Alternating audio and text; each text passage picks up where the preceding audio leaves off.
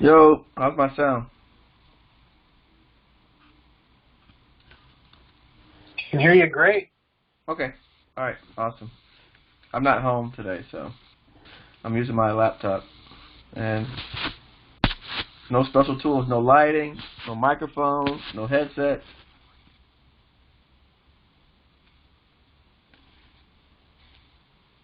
Dun, dun, dun.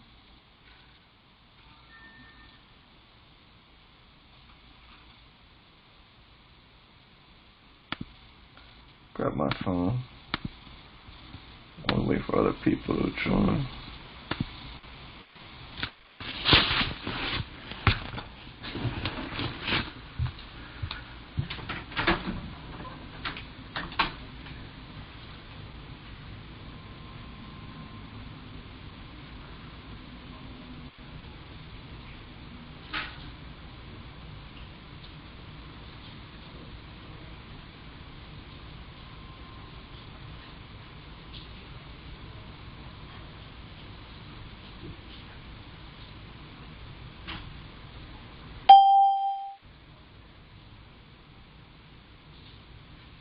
Kelly.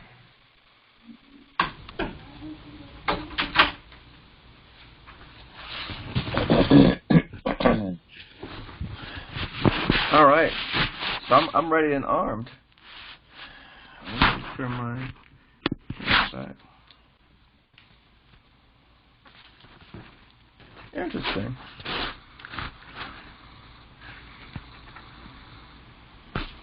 Okay. Kelly Fawcett, What's up? what's going on? Not much. Still grinding every day. How's your guy? I haven't had a chance to reach back out to him. I've been kind of busy with other things, but I'm gonna try to reach out to him this week. Okay. All right. Yeah. Yeah, he said he wanted to look up opportunities in more, I guess, subcontracting opportunities with a little bit more, just a little bit more value, a little bit bigger opportunities. So first he says Hey, the give me a program second. doesn't work, No, I'll call you back. and then we show him something that does work, and then he says now he doesn't want to. He wants to Yeah, go. I think his concern is that it's not enough money, and he doesn't see that it has it's just not going to be overall worth kind of going after. He wants to go after bigger opportunities. But he said that he tried that for 2 years. It didn't work out for him. Yeah, I mean that's what he said. He said he just didn't have any luck at it. I think ultimately he just didn't have time to actually invest in trying to just like a lot of these people that have companies, they feel like they can do everything, but they find out they can't. I think it was one of those situations, but It's yeah. crazy because I hope he joins us, but I mean, we talk to people who do. I mean, I was with a guy last night who was the night before. He's doing 15 million in sales, and he recognizes his weaknesses. I guess that's the difference between successful people and non, is that they understand that and recognize that. I mean, he's basically contradicting. He's being, he's being hypocrisy because he's saying one thing and then doing something totally different. If the way he tried didn't work, and we're offering him something that's easy that has no competition to build past performance, and he wants something with more money, that doesn't even make it like that. I don't understand that. Yeah, I don't know what I'm gonna do, man. It's like, do I stick with him or do I just try to find another client that's a little? I think you have to call him out on his BS and tell him he's full of it. Right. No, I mean, no, honestly, like I think you have to say, look, I'm confused. Like, are you going this way or that way? I mean, he claims he hates the 8A program. 8A program's terrible. So obviously he doesn't know how to use the 8A program because, like I said, the guy I was with 2 days ago went from 2 employees to 20. He went from no revenue to 15 million in 6 years. So he loves the 8A program. So this guy is obviously clearly not doing the right things, and he hasn't invested any money in his business. I can tell you that right now. Yeah, because essentially it seems like it's just him, and he wants to go out. Right, it's him, and he's out there bidding projects, bidding, and he's not getting any success because that's not the way that these things work. So. And I think you got a little skeptical when you said you wanted to join with him on a project. Oh, because he can't do it. Yeah, and I think that kind of threw him off. He's like, "How much?" He's like, "And what are you making? And what are you gonna make?" And I'm like, "It as long as we're all making, some type of." I told him I didn't want any money from it, but he doesn't know how to write it up. So he's gonna be in the same position he was in the last 2 years. Yeah. So I think I'm gonna try to, and we were trying to pitch the the COS program. CSO. CSO. OT. Yeah. CSO. Yeah. Maybe I'll just kind of swing back and just try to go over that with him again and just tell him that I think this is probably the best route for us to to at least get our feet wet. That's it. Listen, it has nothing to do with me joining him. I don't want to join him.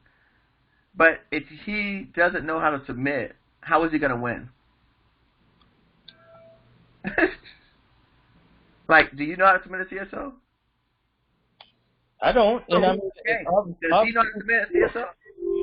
Yeah, I mean, it's a no-brainer for him to actually. How is he going to win? Then he's going to say that program doesn't work either. That's going to be his next complaint. Oh man, I submitted these things; they don't work. Yeah, well, I'm gonna. You know what? I think I'm just gonna try to convince him to kind of like, look, let's just try a couple of them and see how it goes. Because at this point, I just want to go through the process. There you go. That should be the attitude to take. Is that, hey, let's go through the process. Let's get some wins and runs. Your volume's down. I don't know what happened. Mine? Yeah. You were good a minute ago, and then it just went down.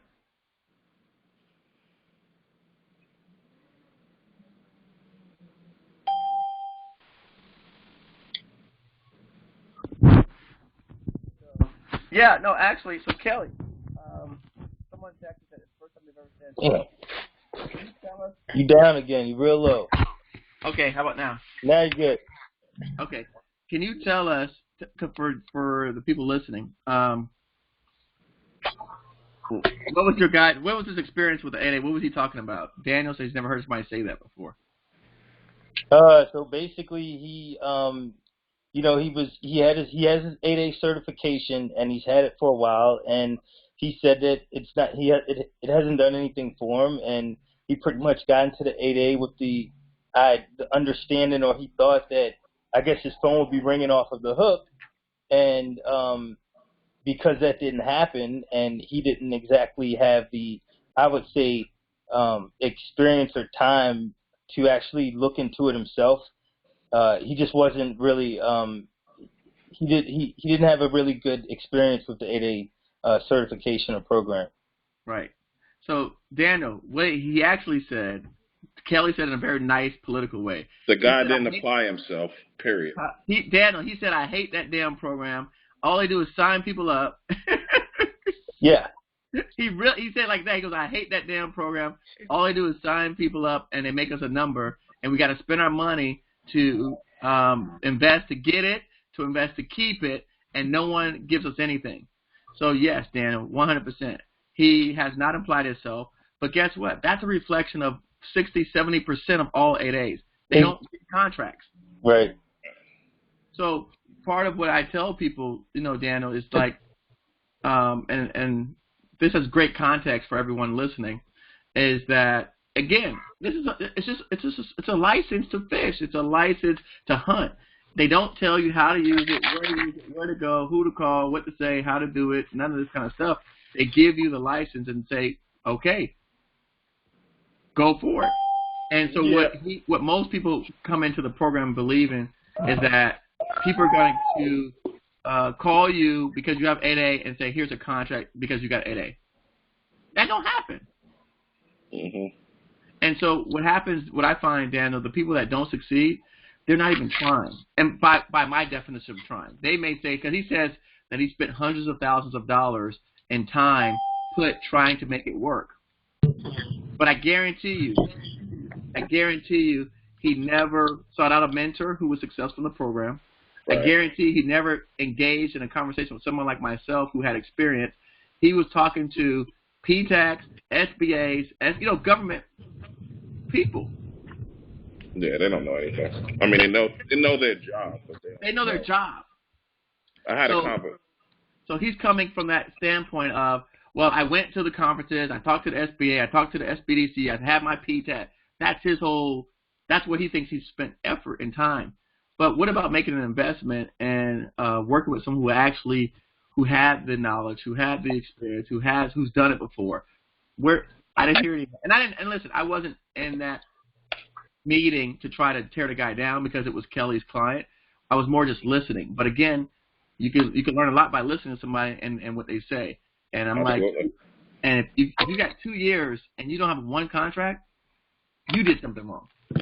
No, you definitely did something wrong, and I think it's perspective.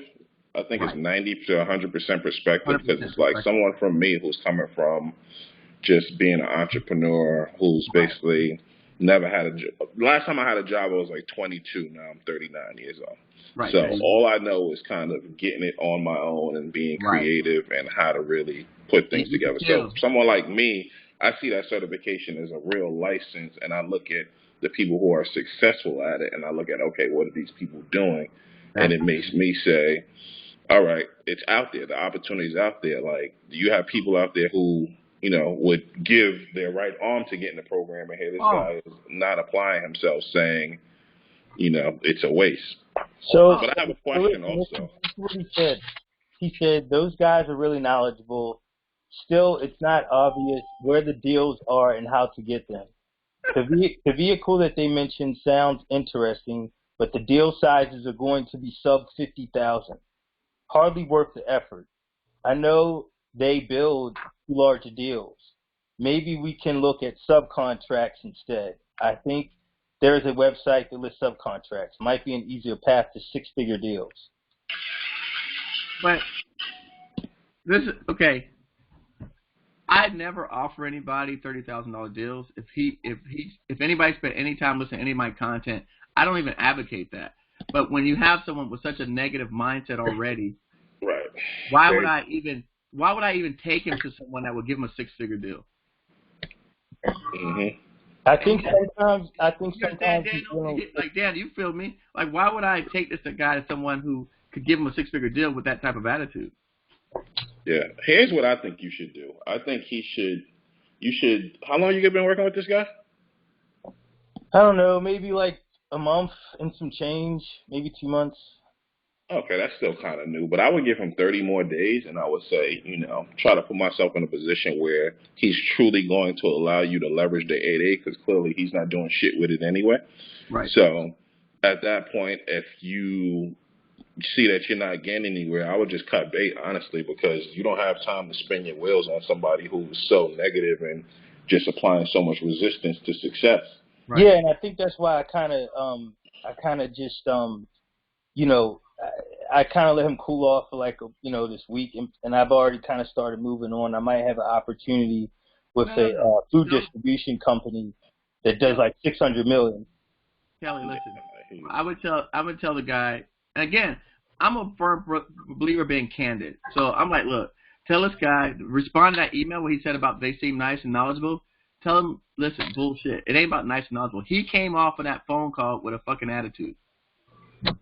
He said, I don't even know why I'm here and who you guys are at. Dude, I can hang up the phone now. I don't have to be here either. I'm here for you because, Kelly, you asked me to be there. I'm not here for him. I don't even know him. Yeah, I'm pretty sure his personality. I'm pretty sure his personality has definitely been contributed to the situation that he's in. Daniel, I'm on the phone with this guy. This clown tells me, "Oh, I don't know who you are, and I don't even know why I'm here." Should have hung up, Eric. Hey, Daniel, thank you. What would you do? You'd be like, "Oh, click. That's this conversation's over with already." Right. I can't even get past the attitude to start doing business with you. So why would I even want to continue to engage? Yeah. Well, I wanted to be there. Why am I like, oh, I don't know why I'm here. I don't know who you are. Okay, done. So why I'm gonna offer him a 6-figure contract? I just let him keep ripping away. So I think I'm gonna just kind of I'm gonna definitely Nah, but tell him. You gotta tell this guy. I want you to tell him. You do need to be straightforward. Tell this man because he needs to understand that. Look, you know, he's look. By the fact that, what if I was a contracting officer that could give him a contract? Right. Let's flip the script. What if I was a guy that was looking for an IT company with an 8A that had his prerequisites, and I was actually on the phone? This guy's an IT guy? Yeah. Oh, my gosh. He just doesn't want it. Cut bait. He doesn't want it. There's too much IT work. Are you serious? So since we're on the conference, Eric, and I know you're sharing info, and you said he's the IT guy for everybody that's in attendance. Last week I spoke to one of my partners who's up at NSA. He's still on the mill side. For us Marine Corps type, Mark 4 Cyber is coming on board because we're so slow with everything else. He's like, contracts are coming out the WAS. Most of his staff up there at Fort Meade are contractors. So the fact that this guy is like in a canal and doesn't want to see past his own attitude, it speaks volumes about his business acumen. There you go. Right. I'll just leave it alone. Yeah, thank you, Kelly. That's what I'm saying. Like, this guy, man, come on, bro. There's too many good people out here to be, like, Miles said it best. You know, that speaks volumes about his business acumen. I mean, the way he started the conversation was, you know, I honestly, if it wasn't you, I really would have hung up the phone. You know, I don't even talk to people, so I really would hung up the phone. Yeah, I mean, I wish I could have introduced him, and it could have, like, you know, I mean, his personality is perfect. It happened for a reason. It's perfect. Perfect. That's what. Like I said, man, I want to get through the process. But you want to see the people's personalities early on. You know. I want to get through this process. I mean, it was great that it happened because, again, we want to see that guy's personality in the beginning. Like, that's good. He came in the raw form that he did. So now we know who we're dealing with. Period. Well, if I have to use this, if I have to go through him, and there's a possibility that I can land my first contract, man's not gonna get a contract with that attitude. Well, I'm gonna have to talk to him about his attitude, and that's what you gotta do. Talk to the man about his attitude. Tell him to fix his attitude. And that's what it is. And then let him talk to Miles and Daniel. They'll get on him. Hey, if that's what it takes to get this guy to figure it out, then that's what I want to do. You know, I'm trying to make it happen however, you know, I can. So I think it'll be, if it's something that I can do, I'm going to try to do it. And if it's like I'm just kind of, if it's not going anywhere, then yeah, I'll cut bait. But all right, Danny, you said you had a question. We're gonna move on from homeboy, but I think it was a great way to start the conversation today. No, I asked all the questions I had. I just wanted to know what industry he was in. Yeah, but Daniel, you'll be surprised at the amount of people who are in these programs that have. They've got no. In fact, I was at the. You know, you saw I was at that national parks thing yesterday. There was a lady behind me who had 8A, and she hadn't had a contract either. How long has she been at there? 2 years. So a few years? 2. Yeah, 2. Okay. Yeah, 2 years. But again, mind you now, in my row, there's 4. Okay, so where we sat, Maria, myself, Lizette, and Brian Henry sat next to us. Brian Henry and Lizette came from Boston to this meeting, which was in Orlando, Florida. Okay, Brian talked to the lady. She was at the National Parks Convention last year, and Brian said to her, he goes, "Hey, you know," and I'm saying this story has a meaning for everybody listening. She's sitting behind us the whole time, never spoke, never said anything, never introduced herself. We had 3 or 4 different breaks. She never picked her head up to even look up at anybody. And Brian, you know, who's with us, we're all together. He said, "Hey, you know, last time, you know, I saw you at the conference." And she goes, "Yeah." He's like, "Man, you didn't reach out to me." She's like, "Oh, you know, and he is like, "Okay." He's like, "Well, you could reach me too." He goes, "I called you, I emailed you, you didn't respond." She goes, "Oh, I do better with text." Now, listen. I want you guys to hear. Listen to the conversation now. Brian, the guy who's with us, talked to this lady. They're both in 8A. Brian is going to do $15 million this year. This lady has no contract. You couldn't call the guy back. Right? I just want to paint this picture for everybody to understand. So now, check this out. So at the end of the session, at the end of this, like it's 2:00 now. We've already went to lunch. We done had 3 breaks. He goes, Eric, let me introduce you to this young lady. This is so-and-so. She's in the 8A, and she's struggling to get contracts. She doesn't have any contracts. And by the way, she's a construction company, and she's based in, like, Jacksonville, Florida. There's a reason why she don't have contracts. She wasted the whole event sitting by herself with her head down, not trying to connect with anybody, and the people that's right in front of her had the most opportunity to be able to help her. I mean, this man's coming from Massachusetts to do hurricane work in Florida. He's got the bonding, but guess what he doesn't have? He doesn't have boots on the ground. Yeah. He's trying to connect with her, and she's saying she didn't have time to call him back or email him back. Email? Come on, man. I email all y'all back. She can't email him. So, again, I'm painting this picture because when you guys hear these sob stories from these people, I want y'all to understand what they're doing, what they're not doing. I sat right behind the lady. And I said, right in front of her. And I'm like, and I told her, you know what I told her when he introduced me? I said, oh, you the lady said you don't respond to text, or only respond to text, not email or phone. She said, oh, you heard that? I said, yeah, I heard it. I did. I said, yeah, I heard it. And I said, you didn't even introduce yourself. Oh, no. Yeah, she's not serious. I mean, listen, it's all what's in you and the fire that burns and the desire that you have to want more and to really turn up, so to speak. Right. And I agree with you, Daniel. But what I would say is that I'm painting this picture so people, when you hear like when you said the other day about you heard a lot of fraud in this industry and this kind of stuff, when you hear the negativity, I want to help put it in context for people. Yeah. That's all. That's the whole point.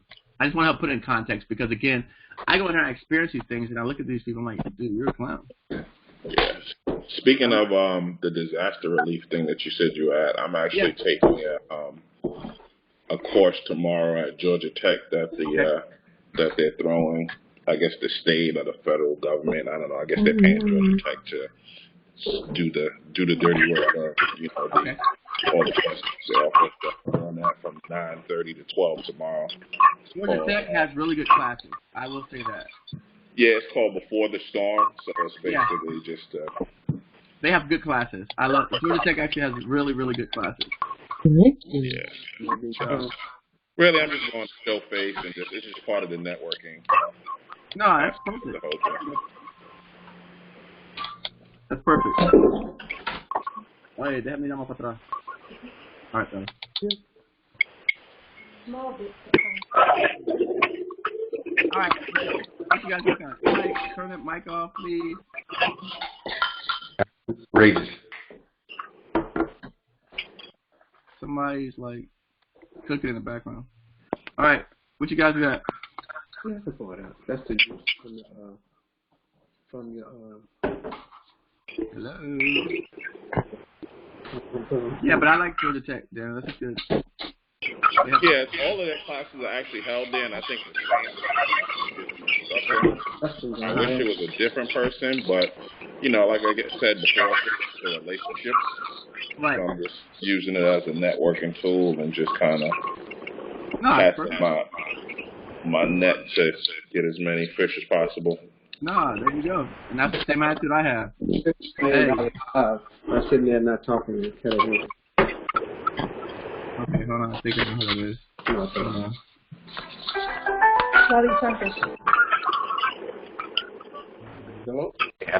I don't know if my phone or not. Something's going on. So I can't hear anything. Whose phone is it? I'm not sure. This is Regis. I can't hear anyone. I hear a lot of noise, but I can't make anything out. Oh.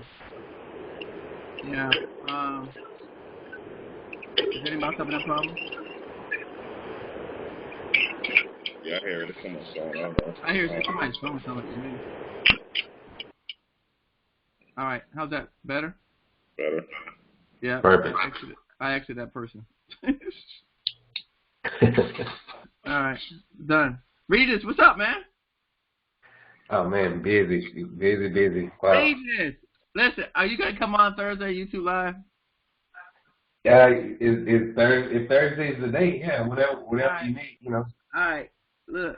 Matter of fact, Daniel, this guy Regis is a good example of change your attitude. Yeah, Like, shout out to Jesus, man. hey, Shout out to Daniel, Jesus. I mean, this guy is a perfect example of changing your attitude. It will change your results. What happened? He came in again with his attitude.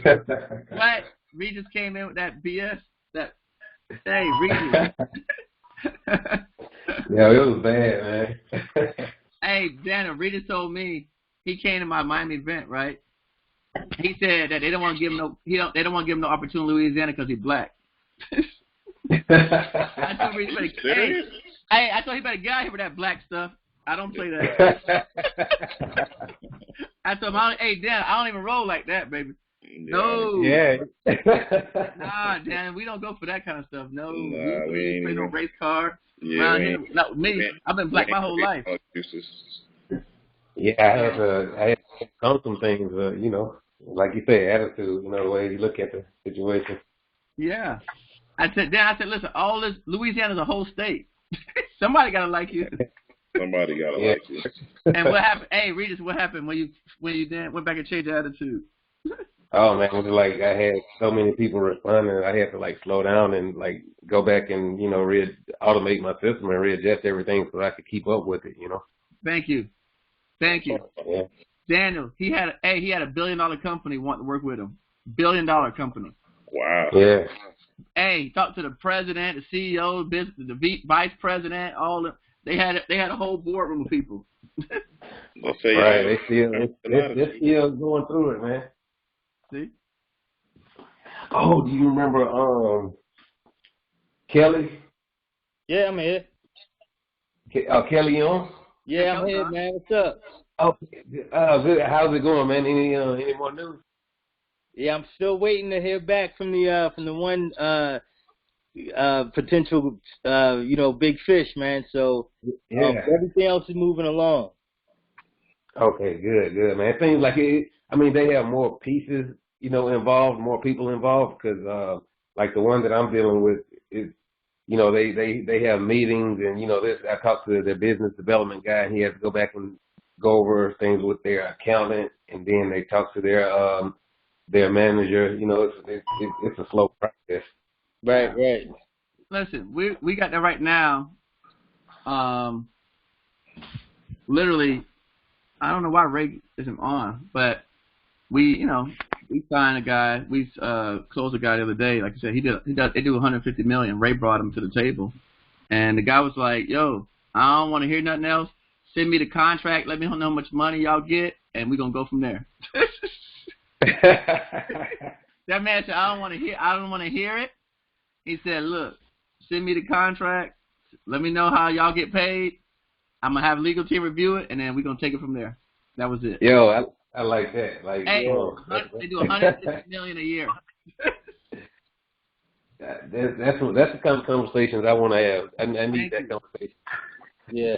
And that's why people shouldn't let numbers intimidate them, because right. It's the same work that goes into a $1,000 deal that goes into a $100,000 deal. Daniel, I try to tell people that, man. I tell them all the time. You're gonna spend more energy on that $30,000, $40,000, $50,000 job for the Navy than you're gonna spend on a $5 million job for national parks. You're gonna spend more right.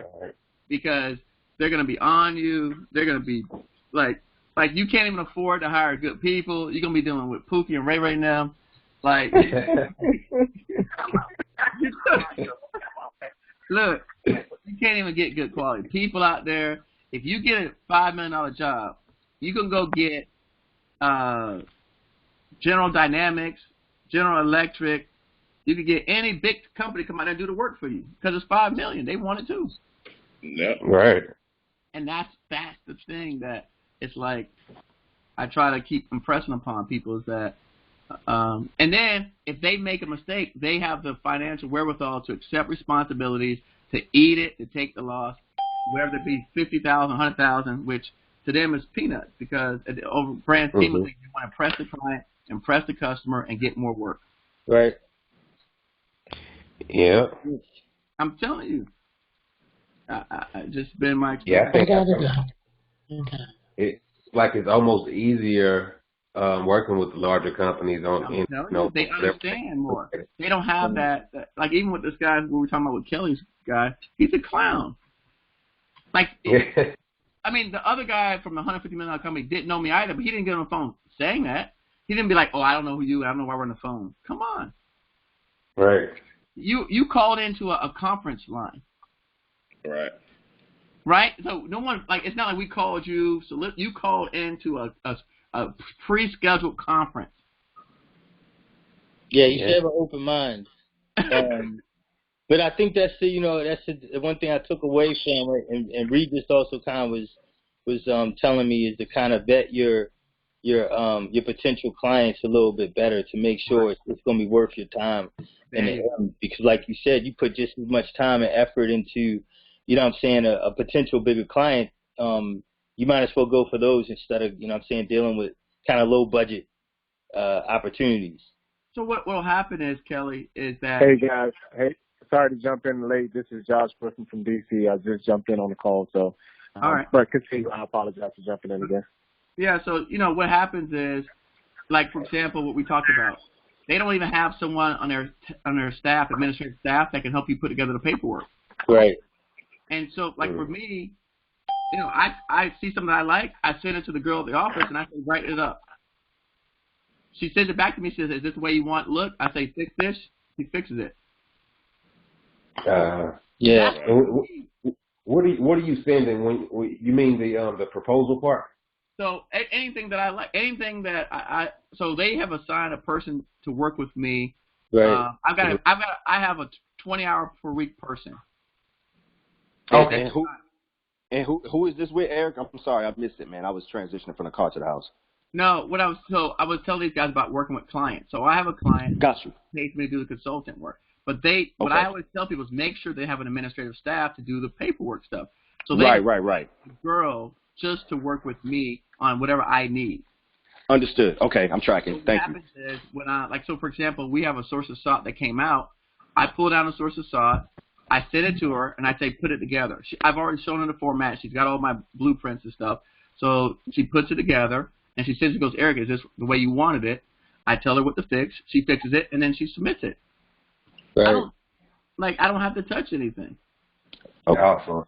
And so we're going to have to get in touch with her to get them. I'm still getting the same cut y'all get. And y'all got to do all this paperwork stuff. That man, yeah, right. I get you. I'm tracking. I understand. You got to flip that, man. Look. Nah, I tell people you gotta have someone that you can assign to work with us. And then the guy who we talked about with Ray the other day who did $150 million company, I told him the same thing. Before we agree, I said, "Listen, let me tell you how this is gonna work. We're gonna go out and do the business development, but you gotta assign someone in your staff, right, that can work with us to give us all the information we need to help put this stuff together." Yeah. And that's a requirement. I said, if you don't give me that, it's not even gonna work. We should not even talk. And he says, "I'm going to do it in the beginning to make sure no one drops the ball." So he goes, "You come through me. So I'm going to do it in the beginning to make sure that no one else drops the ball." Yeah, I think it's important to emphasize that when you're looking at clients to work with, because it takes it to another level as far as the professionalism and the just how things working more efficiently in the whole process. So and to add to that point right there, what you just said, I think the best way to spin the pitch on that is just to talk about systems and processes, because any successful business person is going to understand that, and it's going to click right away, because you don't become successful without the system. No matter what you're doing, there's a system, there's a process. So you just tie that into it, and they'll just be like, "Okay, I get it. Cool, that makes sense," and they'll run with it.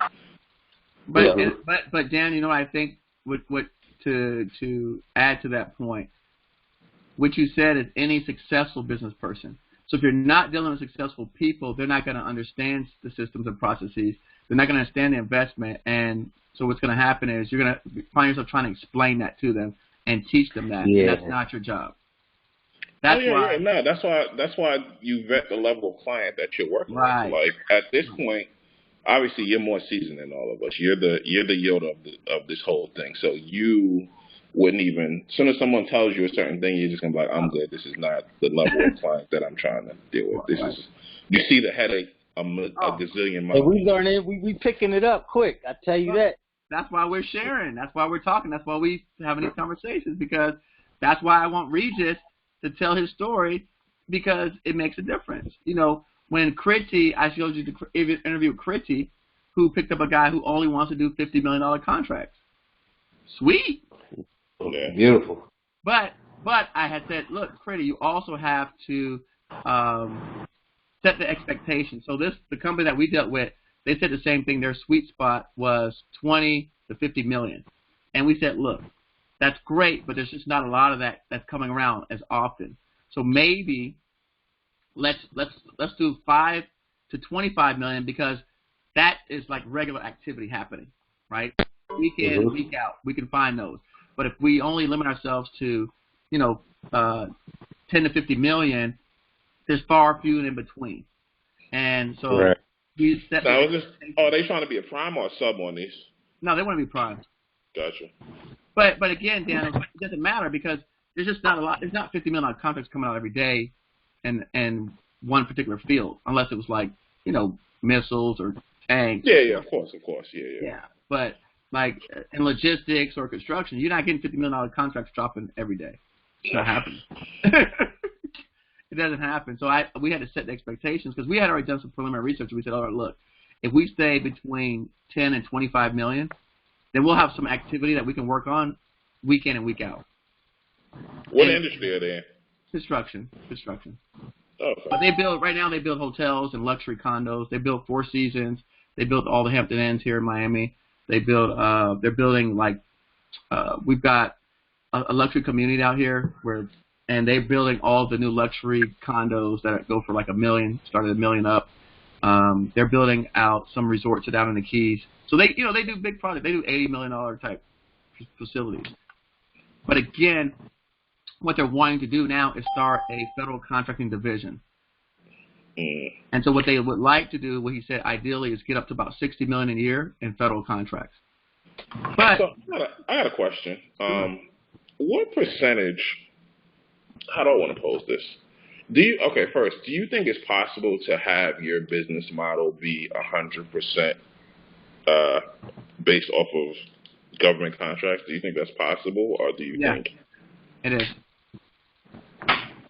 Yeah, I would say look at some of the larger companies. I mean, think about like Boeing, everything we fly, in the middle. Yeah, I mean, some of these or Oshkosh, the truck makers, they make the new But I mean, JTVs for us. we have and I agree with you. Those are great examples.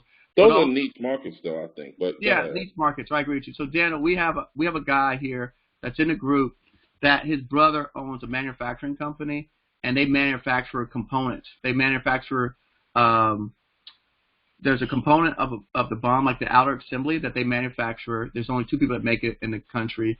They manufacture the thing that you when you hold a tent down in the ground, that's like the thing you post. They manufacture those. They manufacture like 5 items, and that's all they do. It's government. That's all they do is military contracts, literally.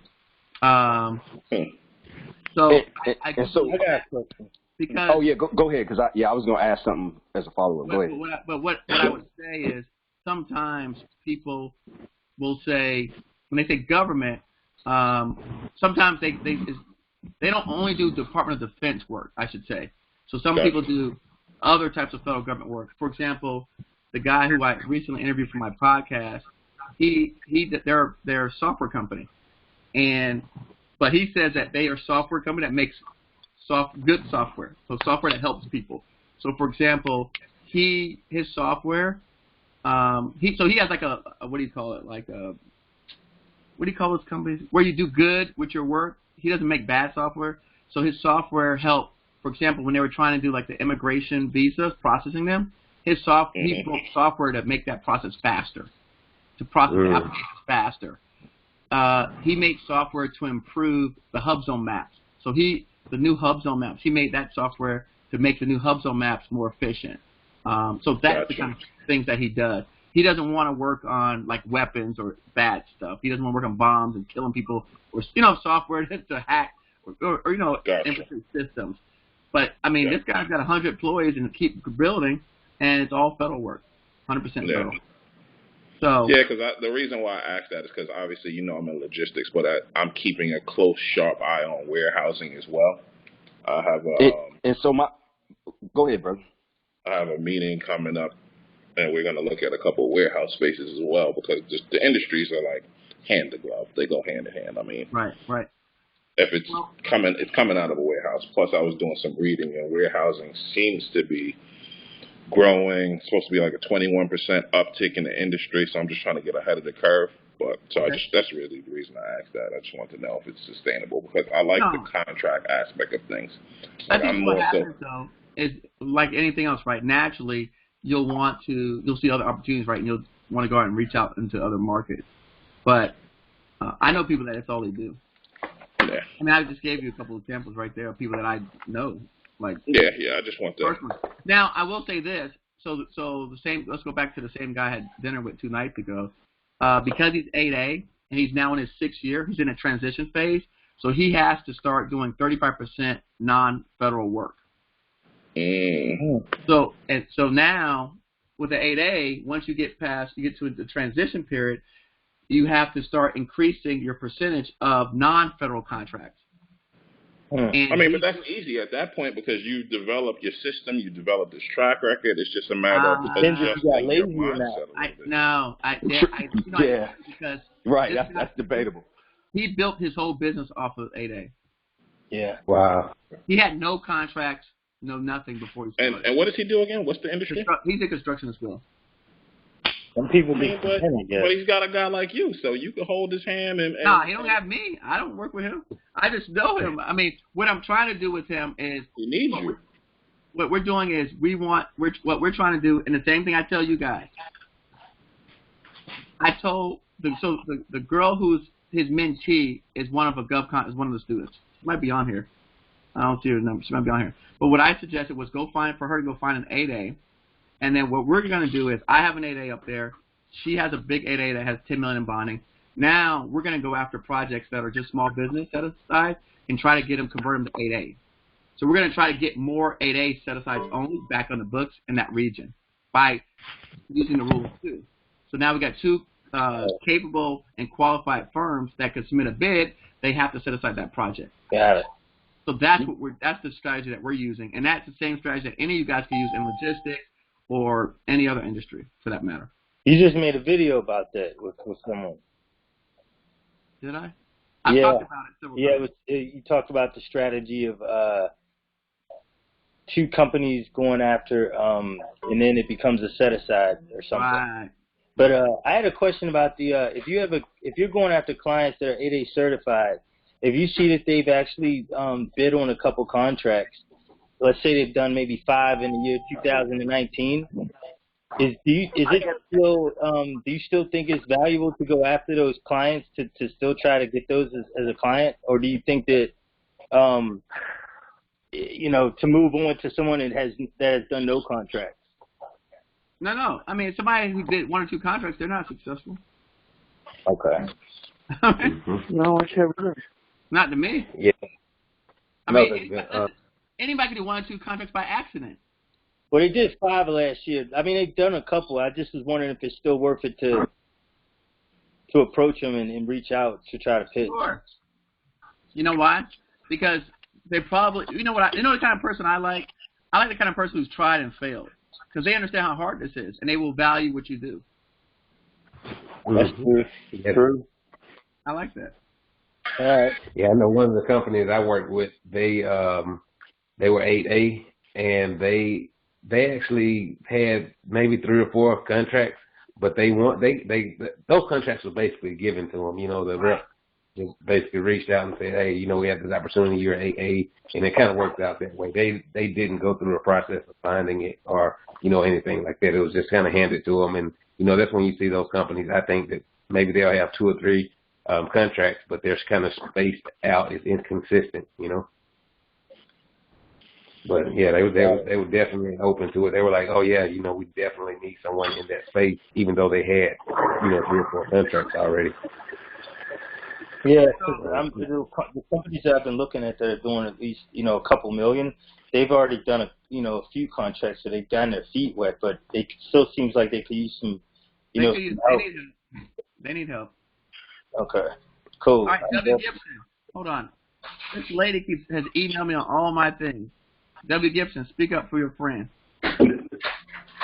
No, because, people email me and ask me, oh, mic's not working. You got to fix your mic.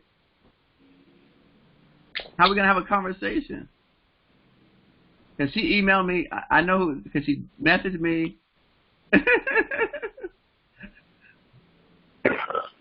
All right. We'll see you for the next week.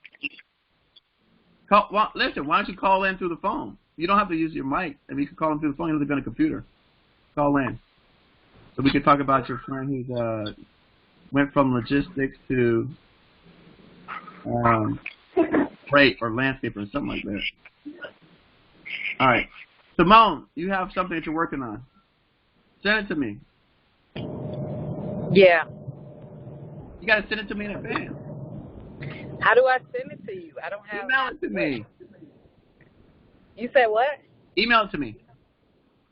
Can you email or text me, send a message of what's the email I need to send it to?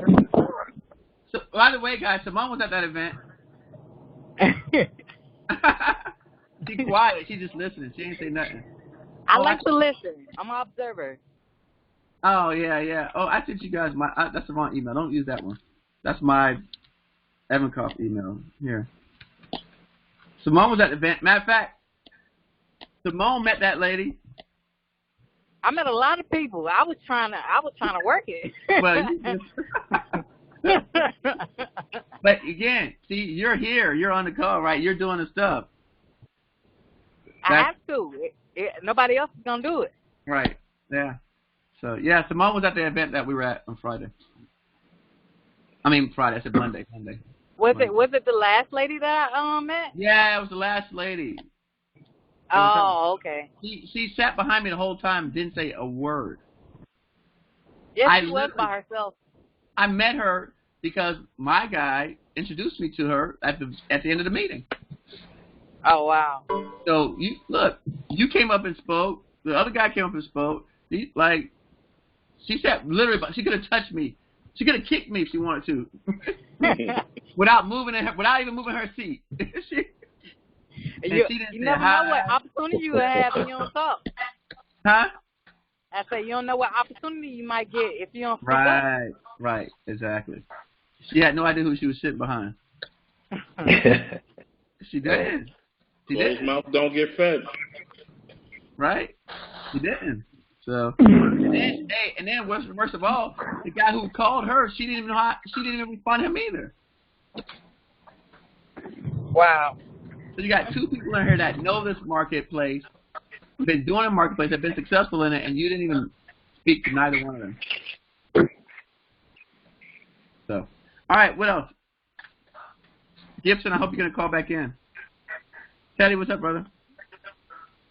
All right, what else you guys got, man? What y'all working on? Hey, Eric, I got a question.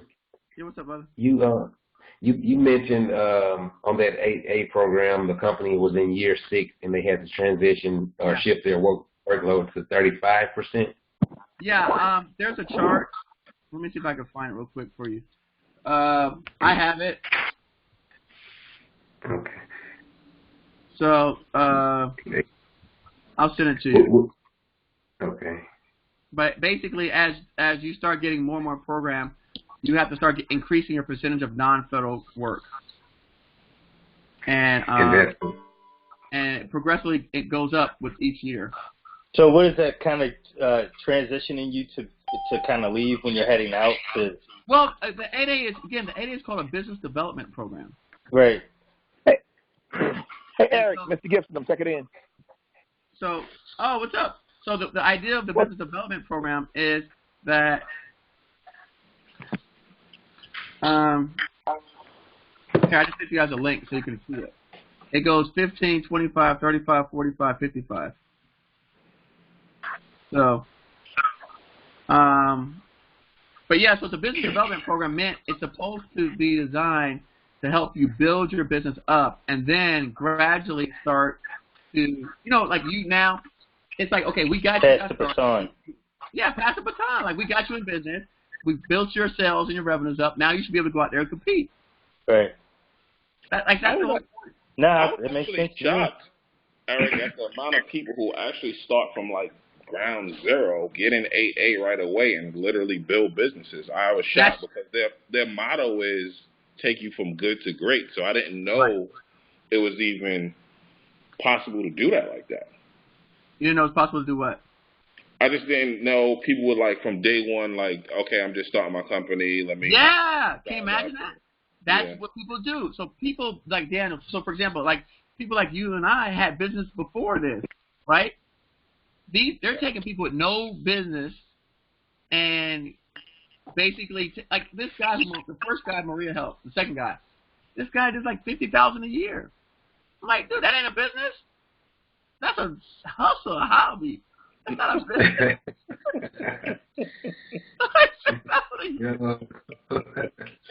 That's not a business. Yo. I mean, listen, ice cream in the Dominican Republic can make more money than that. $50,000. Come on, man. And that person went into 8A? He's got 8A. Wow. What? How? Hey, Daniel, check this out. I offered to give him $50,000 for it. I said, yo, I'll give you $50,000 right now. You give it to me your 8A. I'll buy it from you.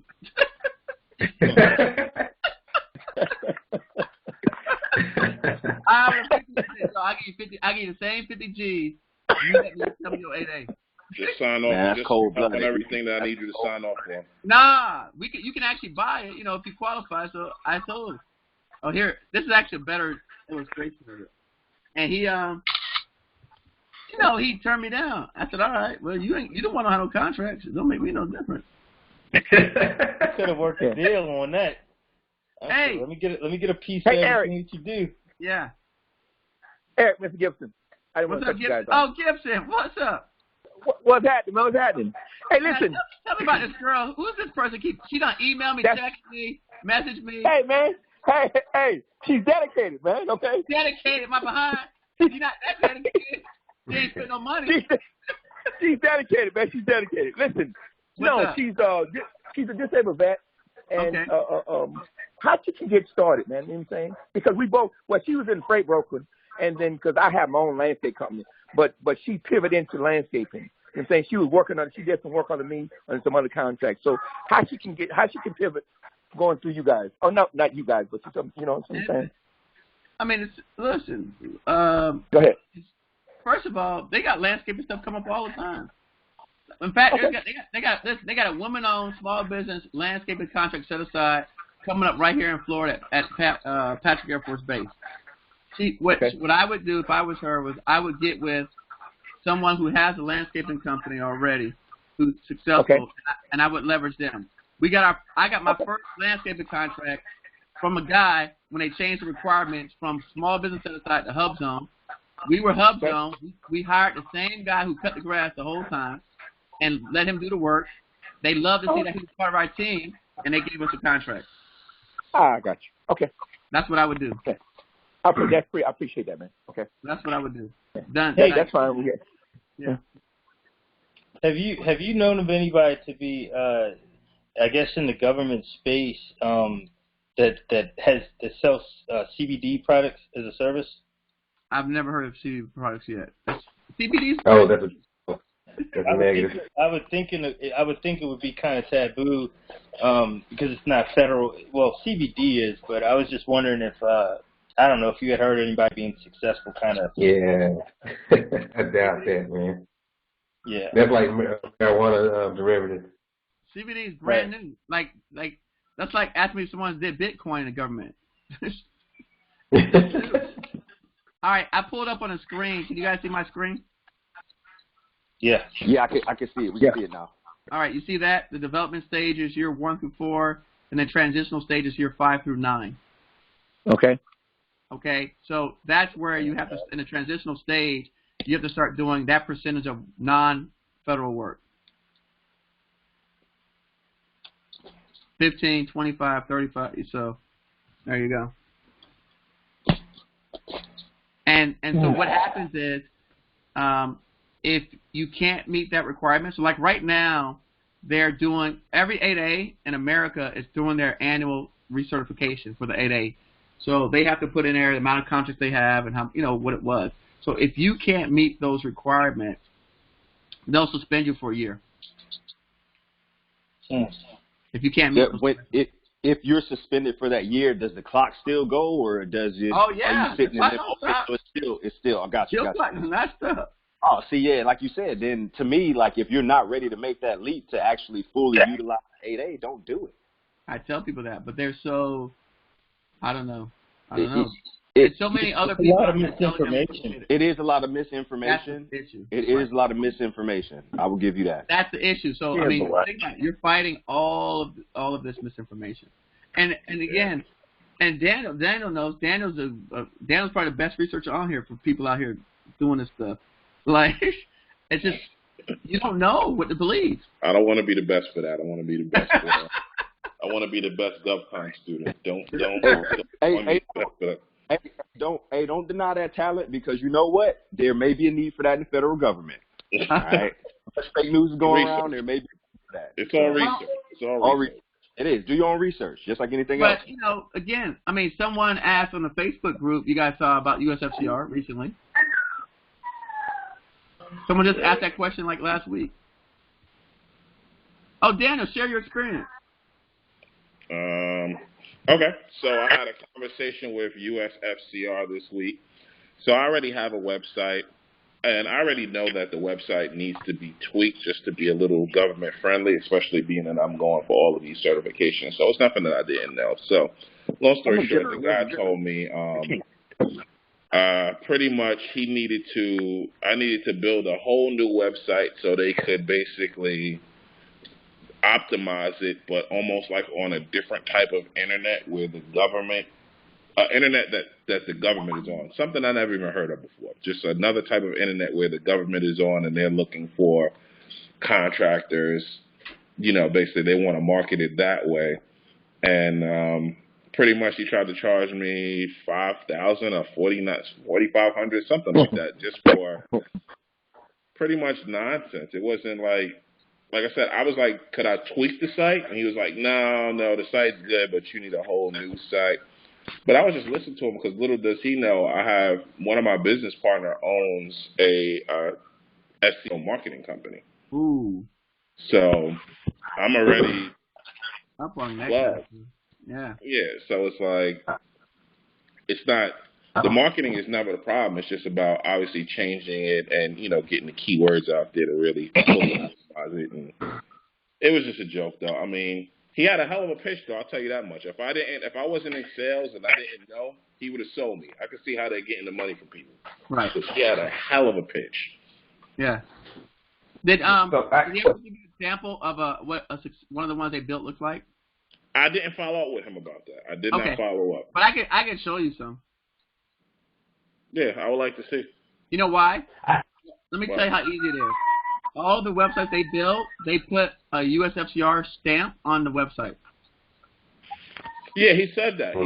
And I brought up the review too. I was like, well, what about your negative reviews? I see as you mentioned this to me, I just Googled and I see, you guys have some negative views. Your Better Business score is like a C+. Like, what's up with that? And he pretty much was like, in a nutshell, people drop the ball.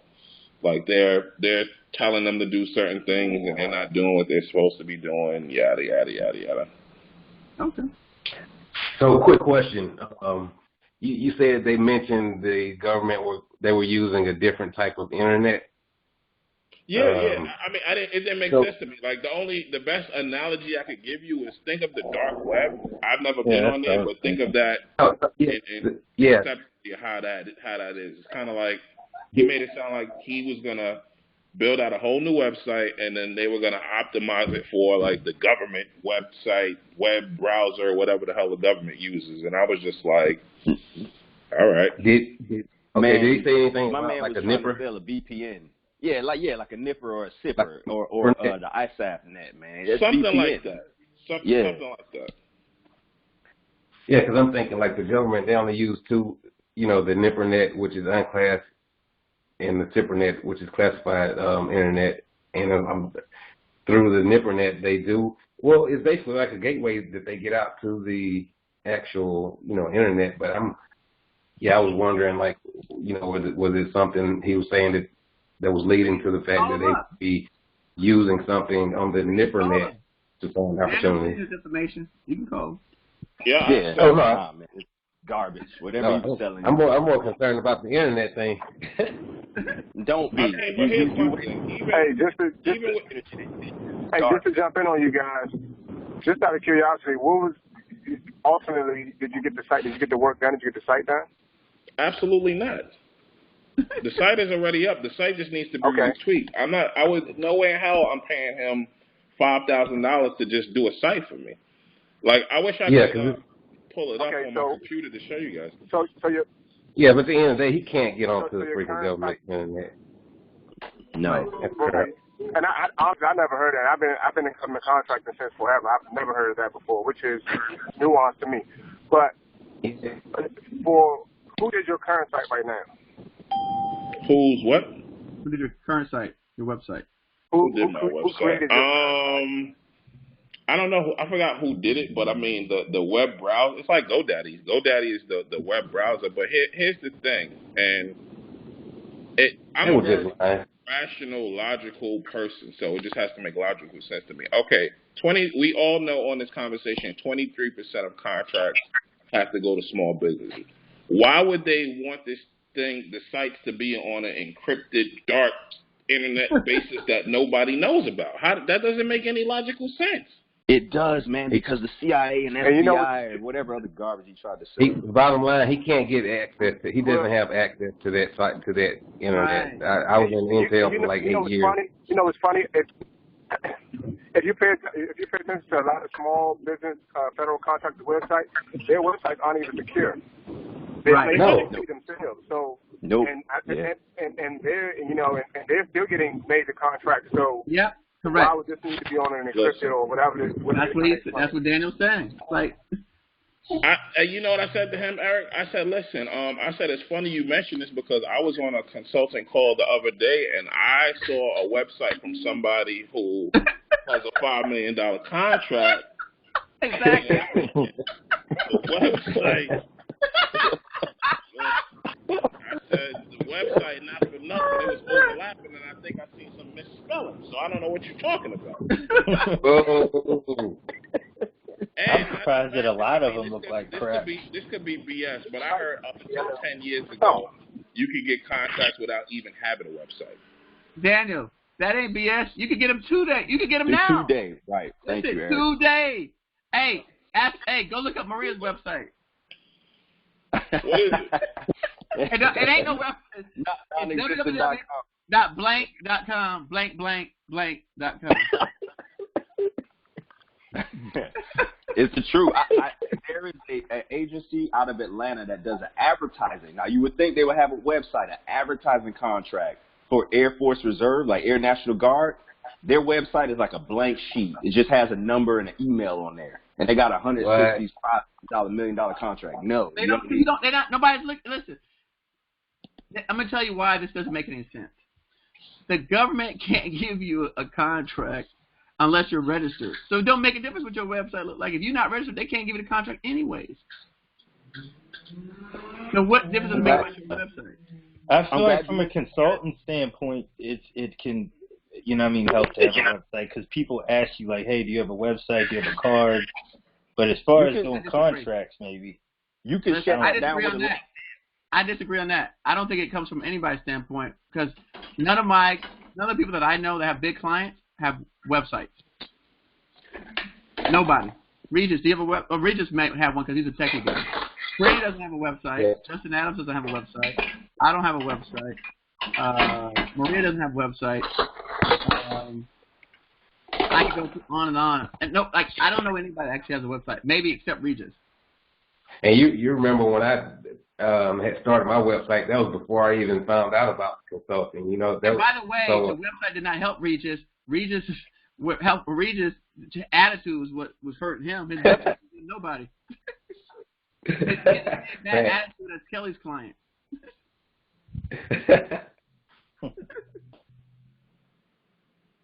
Yeah, man, that website. Somebody texted me and said, only business insurance companies look at your website.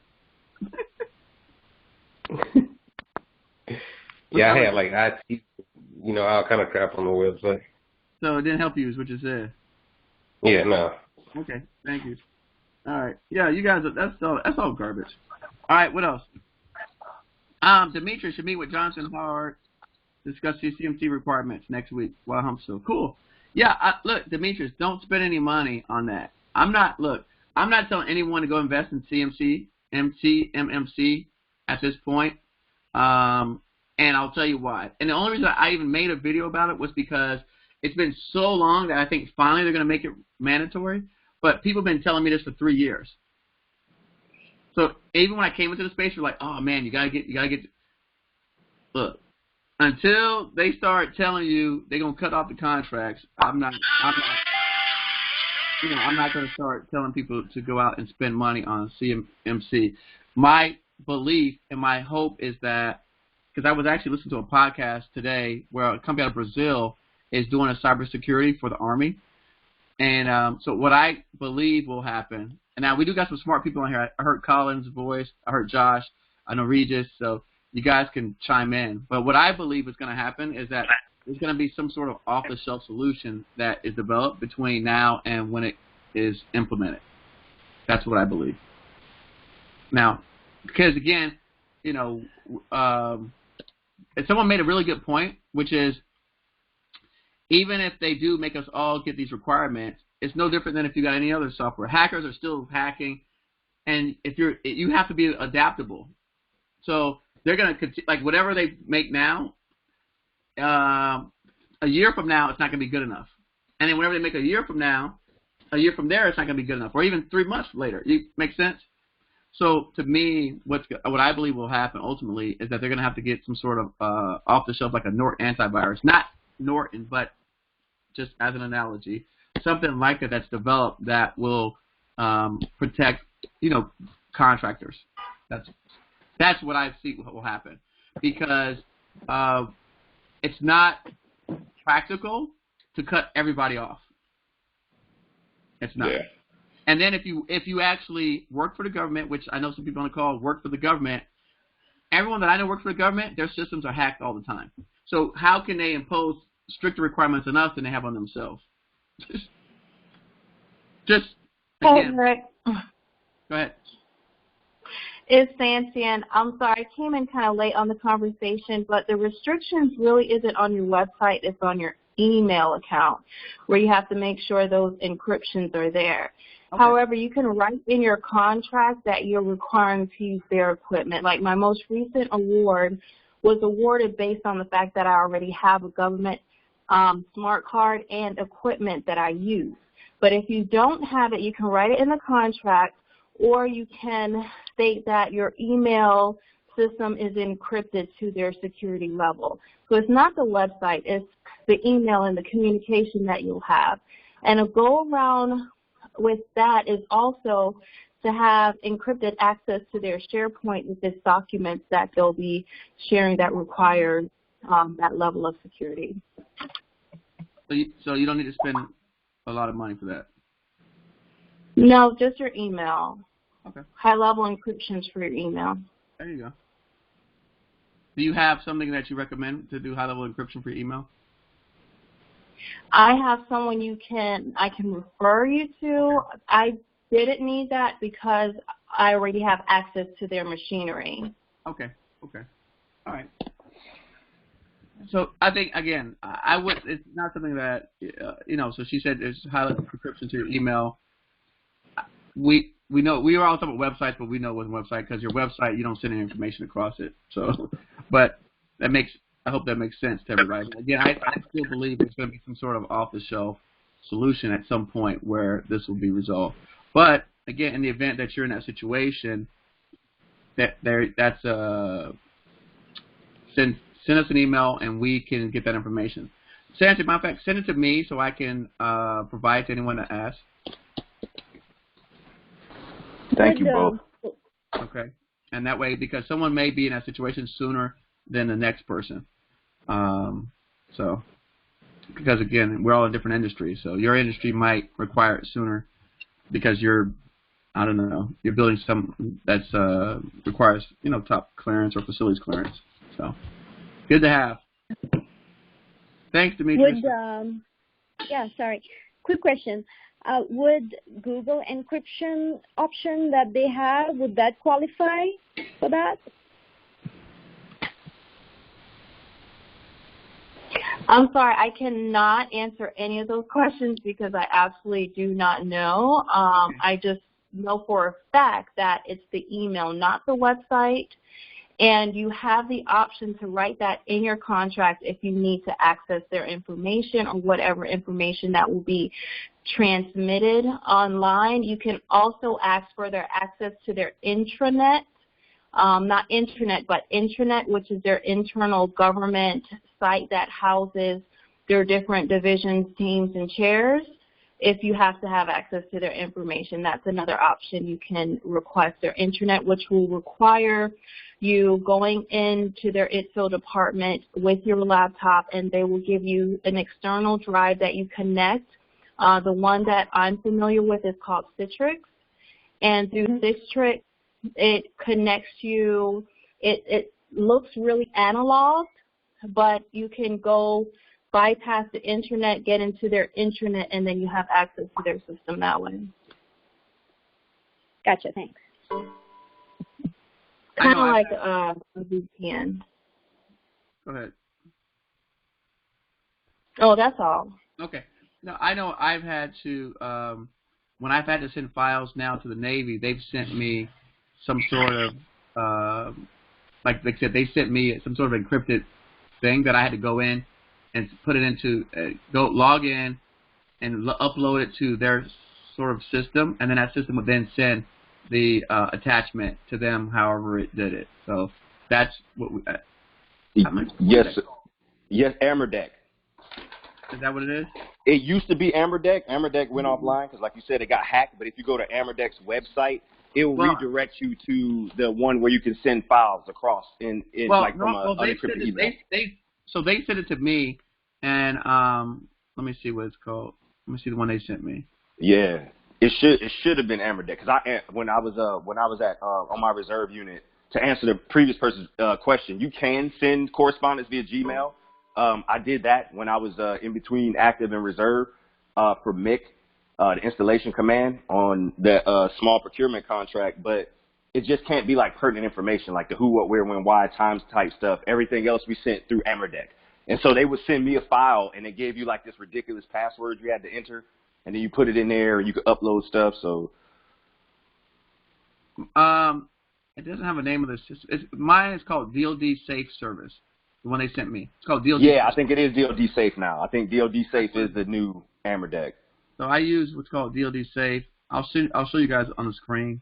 Yes, sir. They sent me so you guys could see it. Because, but I'll tell you a funny story behind it. Hold on, let me share this screen. Yeah, it's safe.apps.mil, I believe now.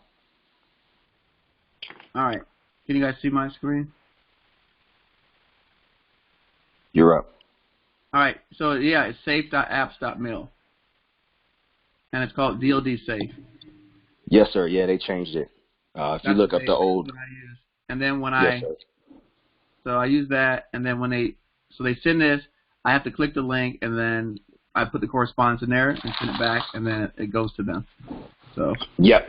And for everyone's knowledge, you can actually use that either with an email and password, or for those who have CAC-enabled cards, to send files to each other as well. Okay. Yeah, so, I've done that way, and it worked out fine. So is that only when you're communicating with certain departments, or? Yeah, well, it was for us, it was to when we were emailing attachments. And right. So that, like what I think someone mentioned it, if you're sending like secure information, if you're sending non-secure, it doesn't matter. But if you're sending something that's like you said, who, what, when, where, how type stuff, went through there. So yes, is that I'm going to drop. I might need in logistics. Catch you guys next time. Yes, you can. You don't have. It's not just. It's DoD's managed programs, but you can send it to folks too. Like when I worked at Ag, we send stuff to each other. I told the Ag folks, hey, we can send these encrypted files through Amerdeck. At the time, it was Amerdeck, so sorry for the whole language. DoD safe now. They're like, we didn't even know this existed. I was like, do you have a CAC card? Yes, and they were able to log on and send files to me and the other foreign service officers through what is now DoD safe. It was Amerdeck back in the day. And so yes, you can use it if you can access it. Yeah, well, and what I did was just because I knew about it when I was having problems with one of the government people, I suggested that they use that DoD safe. I actually made that recommendation for her because she seemed to be an inexperienced contract specialist. So I recommended that to her to use because I was aware of it. Right. And like you said, that's the purpose of us sharing, Right. So, right. Yeah, that's the purpose of us sharing. DoD safe. And so, okay, I'll look into it, and then, went from there. Yeah, so they're still using that. Yeah, I just did it in January last month. Yes. It went from, say again? No, I just saw the email. I was looking back because I thought I had an email, and I did, and it came from, they sent it using DLD Safe. Yes, sir. It's a prominent program. We've been using it I've been using it for over a decade. And that was in January 30th, so it was recent. Awesome. Right. It's recent. They revamped it because what it was is it was an Army-run program, and they made it DOD-wide because we were swamping the Army. And they're like, hey, wait a minute. If everybody's getting a benefit out of this, to include other federal agencies, non-DOD, we need to pass it up to higher and basically have them absorb the cost. And then they made it DOD safe. Okay. Cool. All right. What else? What else you guys have? What else? Anything else exciting? Simone, I received your proposal. I have it. What else? All right. Y'all quiet. No, there's some good information, man. If nobody has already said it during the first meeting, thanks for putting this together. Because again, I learned a lot just sitting here for this last hour. So, I'm sniping people's emails, taking the screenshots so I can email y'all later and try to get y'all expertise on stuff. So. Okay. No. Listen, and again, I'll be in another call tomorrow with them, so we'll talk. I'll get that information. So if anyone needs that encrypted email system, then I could forward along. But I don't want people to think because I had Jonathan on there that I'm encouraging to go spend several $1,000s on a system that you may or may not need at this point. So I'm definitely not advocating that. And I said that, and someone actually emailed me. It's like, man, you don't need to spend $5,000 on a CMC. I go, dude, did you listen? Did you even watch the video? Because I said that. I'm like, I'm not advocating spending $5,000 to encrypt some emails right now. So, or whatever the requirements are. And I don't claim to be an expert on it. That's why I brought him on. I don't claim to be an expert. I'm not trying to learn CMMC. I just want to make sure I'm compliant so, we can keep getting contracts. Right. That's all. But like I said, to finish up the story, which is funny, right? So that guy sent me that DLD safe thing. These all people were contracting specialists. When we were actually trying to get the contract signed and pushed through, the head contracting officer, she called me and she's like, Eric, my two specialists are out. Can you send me a copy of the contract? So we couldn't get it to go through because the DOD kept blocking it. So she goes, I'm just going to send you my personal email. So when the government system fails and all goes wrong, we end up using Yahoo. I can't confirm or deny that we've done that on or off the record. I didn't confirm or deny nothing. Yeah. I'm telling you my story. I'm not saying nobody else's story. I'm telling you. Okay? Look. Roger that. Okay? I'm not asking you to be an accomplice or a witness. This is my story. You know? I'm just telling you my story. Because guess what? At the end of the day, you guys are smart. Look, if we did something wrong, it ain't like they didn't see it. Very true. It's on Yahoo. I mean, I can't really hide it. I can't go back and delete my emails. Right, you can do that if you want to. Get hemmed up like Hillary, man. You don't want that smoke. I don't want that smoke. You don't want that smoke. I don't want that smoke. Nah, I don't want it. But so again, it was like non-classified stuff. So I'm sure she wouldn't have risked that either, right? So it was their suggestion, not mine. They wouldn't have risked it. And she wasn't the first person that told me that. Someone else said that to me. If it's something non-classified, you could do it, and it's not. All right, y'all good? I want to make sure everybody's good. All right, y'all. Everybody got their emails? Yes, sir. Of people they want to talk to and chat with? All right, cool. All right, well, we'll circle back around next week. Hopefully, people have some more activity going on. We could drop some more knowledge and share. But, yeah. Hold on. Simone's not, is Simone leave? I was trying to ask Simone. No, I'm still on here. Okay, I received your email. All right, thank you. Okay, so I got your email. I'll take a look at it. But yeah, if you could have sent it beforehand, then I could have looked at it and we could have actually talked. I thought that to me would have been a great example to have a conversation with everybody. Well, I apologize. I didn't know. I came in kind of late. Listen, you were out. Listen, you were at the conference, so you get a pass. I know you was out working. You was out hustling, so you get a pass. You was at the conference with me, so I already know. I got you. I can vouch for you. All right. I can vouch for you. So, by the way, so Daniel, I know my boy Daniel. Daniel, Simone is the girl in the picture of my IG post. Okay. That's who Simone is. Just so you can connect the face with the her.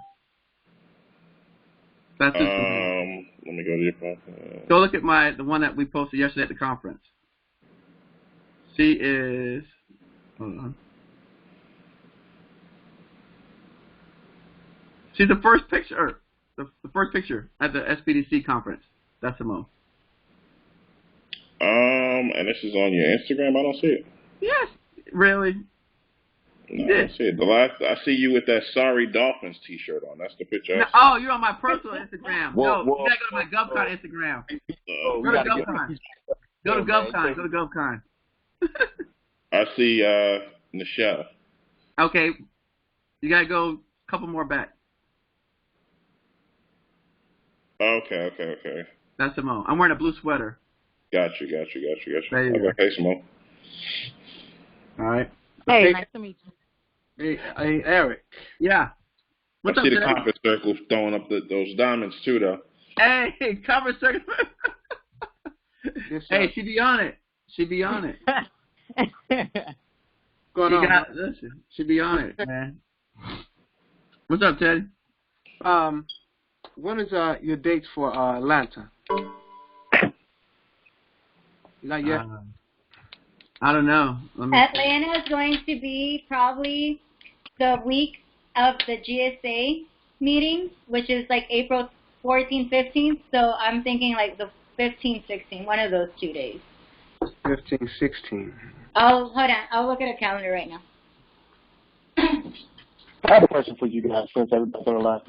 The folks that are going to the GSA event, the FAST event in Atlanta, from my understanding, the requirement is the only way that you can attend that is if you currently hold a GSA contract, correct?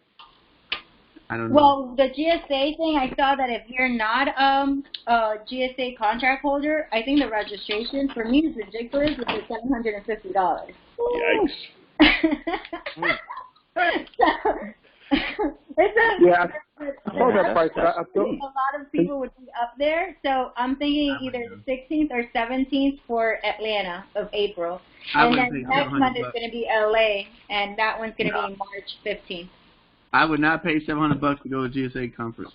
Oh, me neither. I'm gonna have to volunteer. I'm act like I'm taking the trash out and coming in through the back or something. That's all. They playing. Hey, Eric and Maria. I was actually willing to pay that. I didn't have an issue with really paying that, but from when I was reading, I thought it said that you had to currently hold a GSA contract to even get a ticket. But I'm assuming that was wrong. But why would you pay that? What do you think you're going to gain from the event? The same thing. I don't. That's the thing. I don't know. Don't pay it. I don't know what I would gain from them, but as a right, okay. Don't pay it. You say that. That's what I need. They're not going to give you no contracts for that $700. Nope.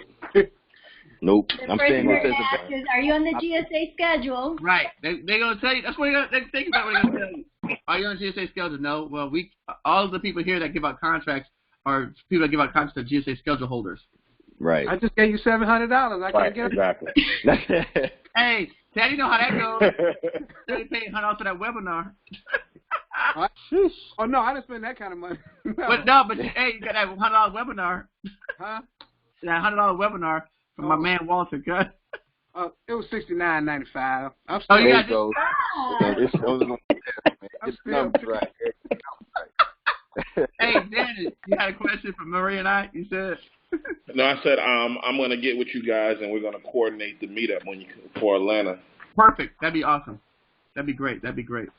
Yeah. Actually, we have the one in Dallas. I don't know if anybody on here is coming, but I've got a former hedge fund investor flying in to see us to Dallas. So that should be interesting. Oh, nice. Yeah. What's the date? Eric, what's the date on Dallas? This weekend. That one is Saturday. Saturday. So, like a couple of days Saturday, the 29th. Yeah. It's like this Saturday. My daughter worked for Delta. No problem. Oh, okay. You're good. Hey. Tell your daughter she could adopt me. Hey, there you go. Hey. You gotta use what you got. You gotta use what you have. But then, why didn't you just go to LAX? I could go either way. It don't matter. I can go to all of them. LAX would be nice. LAX is a good spot. Maria has. Yeah, we're gonna be on a rooftop overlooking Venice Beach. And when is that one? I live in San Diego, so what dates are those? Oh, Maria, what date's LA? LA is March 15th. March 15th. It's a Sunday. I might go.